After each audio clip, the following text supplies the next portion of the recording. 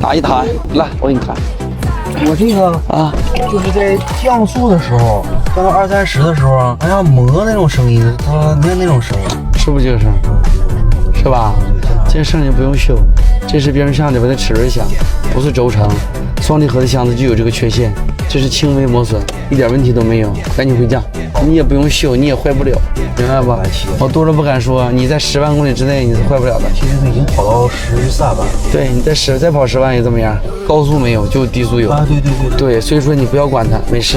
如果说你就忍受不了这个声音，那么你就把它干掉啊。但是你开肯定是没问题的啊。强哥来了，强哥。你好，是你来了。哎，你好，你好。强哥，什么事啊？你说，我这个逼车啊，二车那个怠速，你改气儿的呀？对，现在都用油，现在有问题了。一踩刹车，走后档从700转直接降到500、400，车速它不灭火。等水温一上来，火了，什么事没有了。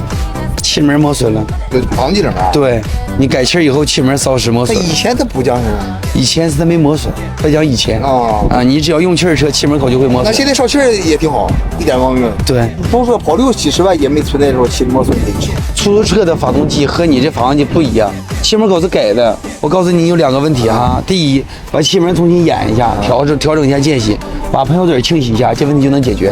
就这么点事儿。气儿车我不摆弄，没毛病啊，我不摆弄，肯定是这样式啊。确定？走吧。不白来，去搞吧。啊，你4个哪个？在这儿。来，我给你看看。啊，X5啊，怎么感觉天呐？它这个东西没有别的，只要踩油门上坡，在1000转到2000转之间，或者是有负荷的情况下，它就哒哒哒哒哒哒哒哒哒金属声。找了多少家看都给我看不出来，让我要大修。不对，你这不是普通的撬钢，我以为是那爆震。不是，你这声音不对，爆震应该很清脆。动力啊，什么东西都没事儿。好，要是挂上 S 档，这个问题可能就没有这个声就没有了。自己天天刷抖音去科普也没弄明白，弄的还不对。有些东西是网络能给你解决的吗？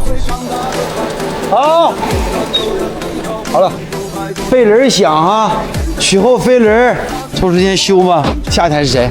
宝马 N46吗？对。什么毛病？偶尔熄火？对，不是偶尔，现在经常。曲轴上已经换了吗？没换呢。换完就好。打着，挂上 D 档。好，给点油门，你别给我镶墙上。好 ，OK， 没有什么大问题，换个曲轴传感器就能搞定。我之前上别的地方看，他给我换了一个节气门了。换节气门啊？你换10个节气门你也解决不了。哪一个？啊？好多乱七八糟事儿。是吗？我给你看一下来。这2天天天看视频。看视频。3片换的不怎么好，有点响，就是响。我得看一下你的数据流，看一下这个链条的长度，因为你这个16万公里，你看这原厂这个标题还在，这就不太正常了啊。这个东西按正常来讲需要8到10万公里需要换一下链条的，需要监测你这个长度。如果说正负超过3度，那么你就得换；负超过3度你就省钱了。看，在这儿了。负5度，马上6度了，也就是说它该换了。你这已经很厉害了哈。现在这是负5.9度了，都将近6度了哈。Hello， 铁子，分动线啊。完了再加发动机声音也大。打着，就这个声吗？这声治不了哈，别浪费钱。220就这么样。好了，除这以外，这就是漏油，是不是？这些都挺好。行，来上架，看一下你漏油的问题。对我来说，这 so easy。好 ，OK， 好。这油封坏了。什么油？分动箱油封，就得把这油换一下。这油数多久没换了10年我也没换。哎呦我的妈呀！你真厉害，我说，把这油给它换一下，把这个油封给它换一个。这都没有问题，挺好。17万公里没换过，你真厉害。你知道这个X5早爬锅了，我跟你讲。兄弟，轮到你了。OK， 什么情况？它就是前面轱辘吧，过减速带就有点那种撞铁的那种声，抗，咯楞咯楞咯楞。走，听着了，左前是吧？好 ，OK， 这就好了。好 ，OK。哎呦！还有啥操作提前告一下？没了，回家我就给你秒了哈。下摆臂换了吗？是不是？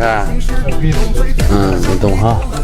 小伙，来，好 ，OK 了，看啊，大哥给你说的准不准哈？